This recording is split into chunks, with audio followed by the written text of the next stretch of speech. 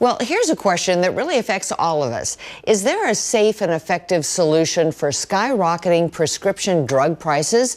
Dan Leonard, President and Chief Executive Officer of the Association for Accessible Medicine, joins us now with some very important insights. Welcome, Dan. Thank you, Sandy. Great to be here. Great to talk to you. I know you're in Washington, D.C., so you're very busy with this topic. Tell me, I know people are always wondering, what is really the difference between generic drugs and those, of course, that are prescribed? Yeah, so the easiest way to think about this is there's no therapeutic difference between a brand medication and the generic counterpart to treat the same disease or condition. Generic drugs are safe, effective, high quality. They're approved by the FDA. Their facilities are inspected by the FDA, the same as on-patent brand name drugs. What happens when the brand name drug goes off patent is when generic competition is allowed in, and that's where we see significant savings. FDA's own data shows that 95% of the brand name price comes down when 6 or more generics enter a market. 95% drop in the price.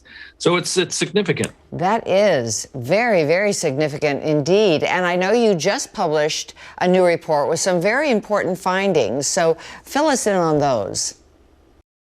Yeah, so this tells the story, I think, very, very well. 9 out of 10 prescriptions written in this country now are for generics, yet the total spend on generics is only 18% of the prescription drug spend. So that means that 10% of the drugs are driving 82% of the cost, and generics are creating significant savings. Last year alone, generating $338 billion in savings to the U.S. healthcare system, $110 billion in Medicare, $53 billion in Medicaid. So, it's really the only component of healthcare where the price comes down over time is when generic entry happens in the marketplace. Yeah, that's fascinating. Those are really big, big numbers. So what does that mean to just the little guy? You know, those of us that are going to the pharmacy counters and getting our meds. How does that translate? Yeah, no, it's a good question, and maybe even more impactful than the big $338 billion number is what it means to the patient. So copays are what you're asked to pay at the pharmacy counter. For a brand name medication, the average copay is $55. The average copay for a generic is $7.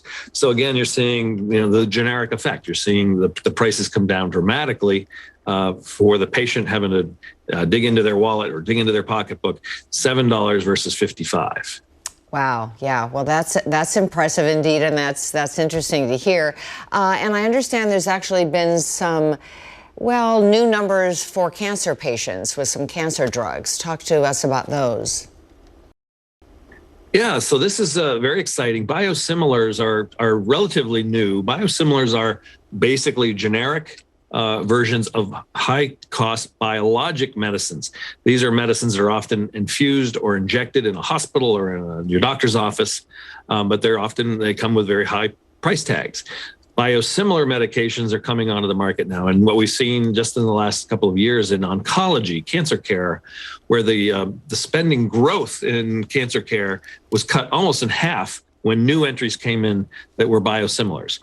So what we saw last year was $7 billion in system savings for biosimilars.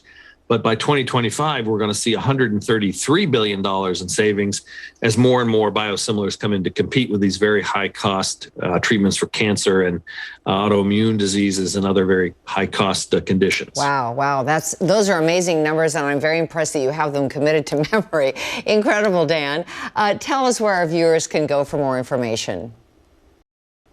So all of this information, all the data that I've just gone through and more is available on our website, which is accessiblemeds.org. Great. So important, especially for our viewers here in the Coachella Valley, many of whom really depend on their medicine every day and every week of every year. Thank you so much for joining us. Thank you, Sandy. Thank you very much.